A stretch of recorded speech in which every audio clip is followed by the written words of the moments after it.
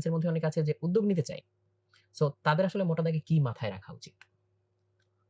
কনজিউমারদের ক্ষেত্রে যেটা বলব যে বেসিক যেটা সেটা হচ্ছে দেশি খাবার চেষ্টা করা। হাইব্রিড গুলো থেকে সরে আসা। জিএমও থেকে টোটালি সরে আসা। যেমন আমরা গত ৩-৪ বছরে একটা দারুণ ব্যাপার হইছে সেটা হচ্ছে সয়াবিন থেকে আমরা সরে আসছি। সরিষার দিকে যাচ্ছি। একটা তথ্য দেই, সয়াবিন যখন ইন্ট্রোডিউস হলো, উন্নয়নশীল যে দেশগুলোতে ঢুকলো, সেখানে ডায়াবেটিস পরবর্তী ১০ বছরের পর 64% এ পৌঁছলো, 32% থেকে। ডাবল হয়ে গেল। Just within 10 years. ইয়া। এখন আ একটা গবেষণা করেছে ১৯৬৫ সনে ইঁদুরের উপর। গবেষণা করেছে কর্পোরেট একটা প্রতিষ্ঠান। বলা হয়েছে যে সরিষার তেল খেলে ইউরিক অ্যাসিড সমস্যা করবে। হুম, হুম। তার মানে তাহলে এটা কোন দেশে হলো? আমেরিকায়। কাদের উপরে? সাদা চামড়াদের উপরে। আর আমরা যারা বিষুবরেখার আশেপাশে আছি, ব্রাউন অর ব্লাক, আমাদের জন্য সরিষাটাই দরকার, ইউরিক অ্যাসিডটাই দরকার। ওরা রোদের আলো পায় না, আমরা রোদের আলো বেশি পাই। সো ওদের খাবার আমাদের জন্য যে আদর্শ হবে, তাও ইঁদুরের উপর পরীক্ষা করা, এটা হাস্যকর একটা ব্যাপার আরকি। হ্যাঁ? কারো ইউরিক অ্যাসিড দরকার, কারো দরকার না। তো আমাদের সৃষ্টিকর্তা আমাদের জন্য যে ফসলটা যে এলাকার জন্য যেটা ভালো হবে সেটাই পাঠাইছে। এখন আমরা ফ্রিজিয়ান গরুর A2 মিল্ক বা A1 মিল্ক আমাদের জন্য ভালো না। আমাদের জন্য দেশি গরুর দুধটাই ভালো। আমাদের জন্য দেশি গরুর মিটটাই ভালো। আমাদের জন্য দেশি পুঁই শাকটাই ভালো। আমাদের লোকাল যে বাগ বেগুন আছে, বিটি বেগুন না, ওটাই ভালো।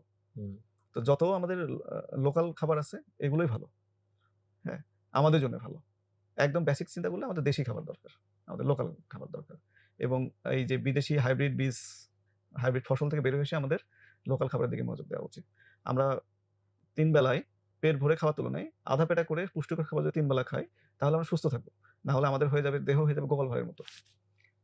ঠিক আছে? এবং দেখা যাবে যে ওখানে ৫ তলা সিঁড়ি বেয়ে উঠতে আমাদের জিহ্বা বের হয়ে যাচ্ছে, হাঁপায়ে যাচ্ছি। দেশের দিকে মনোযোগ দেওয়া দরকার। ওকে। আর ভাই উদ্যোক্তাদের জন্য? দেশি ফসল উৎপাদন করো। যেহেতু কনজিউমার বেস রাইট। রেডি যে হ্যাঁ। তারা দেশি খাবার হ্যাঁ, খাবে এখন বা হ্যাঁ, খেতে হ্যাঁ, চাচ্ছে, হ্যাঁ। তাহলে এটা নিয়ে কাজ করো। আ প্রেম সিং নামে ইন্ডিয়াতে একজন আছেন। উনি আবর্তনশীল খেতি নামে একটা প্রসেস এ গেছে। উনিও হাইব্রিড এবং সার বীজ দিয়ে উৎপাদন করা ফসলের দিকে গেছিলেন। কিন্তু দেখছে যে উনি সবকিছু করে আ লাভ হচ্ছে না উনার। আরেকটু বলি, সেটা হচ্ছে লম্বা হয়ে যাচ্ছে না, তারপরে এটা বলা দরকার, খুব ইম্পোর্টেন্ট। সেটা হচ্ছে আমাদের দেশে আগে ছিল পলিকালচার। একই জমিতে আমি ধান করতেছি, ধান ওঠার পরে সরিষা করতেছি, সরিষা ওঠার পরে সেখানে গম করতেছি, তারপর সেখানে আবার ধান করতেছি।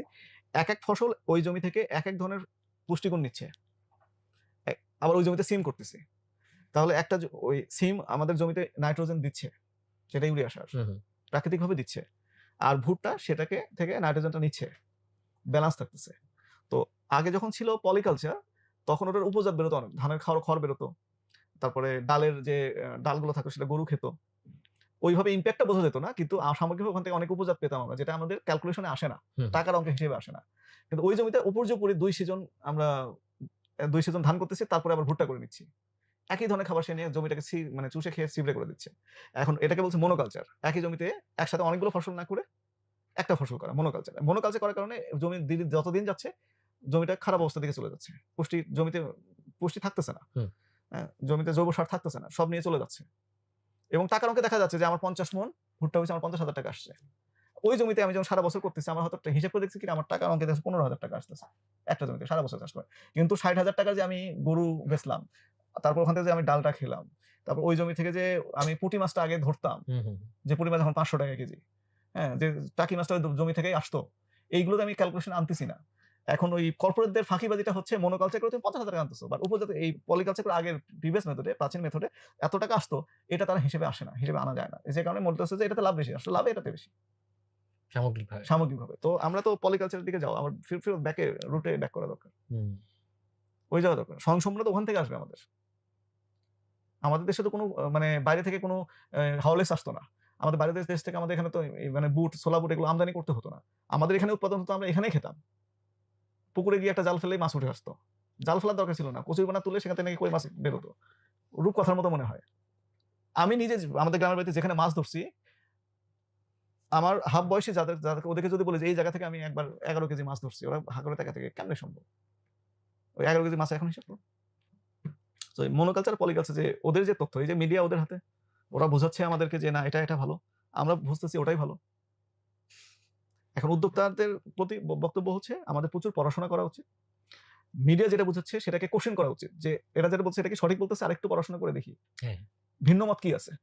একটু গুগল করে দেখি। এবং ৯০ বছর ৮০ বছর বয়সী যারা আছে তাদের সাথে একটু আলোচনা করি। আর এই মানুষগুলোকে তো পরে আর পাওয়াও যাবে না। শেষ। তারা যে পরামর্শ দেয়, আমাদের শুধু টাকার অঙ্কে হিসাব না করে এই যে যেটা পলিটিক্যাল মনোগ্রাফি একইভাবে এগ্রিকালচার ওই পরিমাণ টাকা নাই। টাকা যদি ইনকাম করতে হয় তাহলে তো অনেক কাজ করা যায়। ইয়াবা বিক্রি করলে প্রচুর টাকা। খুব ভালো ব্যবসা। ঠিক আছে? হ্যাঁ? এবং এই কৃষিকাজগুলো অত টাকা না। কিন্তু ইয়াবা খেয়ে রাস্তার ধারে ফুটপাতে পড়ে থাকার চাইতে সুস্থভাবে ওই পুঁটি মাছটা জমি থেকে নিজেই ধরে নিয়ে আসবো, তারপর ভাজা করে খাবো। এটা তো ভালো। ডেফিনিটলি। হ্যাঁ, এই যে পারপাস অফ লাইফ। আমরা সভ্যতা থেকে আমরা কি শুধু নিচ্ছি নাকি ফেরতও দিচ্ছি? কতটুকু দিচ্ছি? পরের জেনারেশনের জন্য কিছু রেখে যাচ্ছি কিনা? এটা বিচার করতে হবে। আর উদ্যোক্তাদের জন্য কথা এরকম প্রচুর পড়তে হবে। জানতে হবে। আ MBTI টেস্ট দিতে হবে। আমার ক্যারেক্টার এনালাইসিস করতে হবে। ক্যারেক্টার এনালাইসিস করে সেই অনুযায়ী আমাকে প্রস্তুতি নিতে হবে। আগামী ২০-৩৫ বছরে প্ল্যান করতে হবে। আমি আমার সারা জীবন ধরে এটা করতে চাই। সেটার ব্যাপারে নিজেকে এক্সপার্ট করে তুলতে হবে। এখন যদি আমাকে ডাক্তার হতে বলে আর আমার যদি মনে হয় যে না আমি ভেটেরিনারি ডাক্তার হলে সবচেয়ে ভালো হবে, তাহলে আমি ভেটেরিনারি ডাক্তার হই। মানুষের ডাক্তার হওয়ার দরকার নাই। তো এই যে লম্বা গোল সেট করে নিজের ক্যারেক্টার বুঝিয়ে লম্বা গোল সেট করে সেটার জন্য লম্বা প্রস্তুতি নেওয়া। ভাইয়া MBTI এর কথা যেহেতু বললেনই যে আমাদের পিছনেই অবশ্য এই রিলেটেডই ২ টা বই ডিসপ্লেতে রাখা আছে। আমি জাস্ট নামগুলো বলি। একটা হচ্ছে ডু হোয়াট ইউ আর আর আরেকটা হচ্ছে নার্চার বাই নেচার। এই ২ টা বই খুবই পাওয়ারফুল। এই ২ টা বই হচ্ছে পড়তে পারেন চাইলে। আচ্ছা। এবং মানে আমি অবাক হয়ে গেছি MBTI টেস্ট দেওয়ার পরে।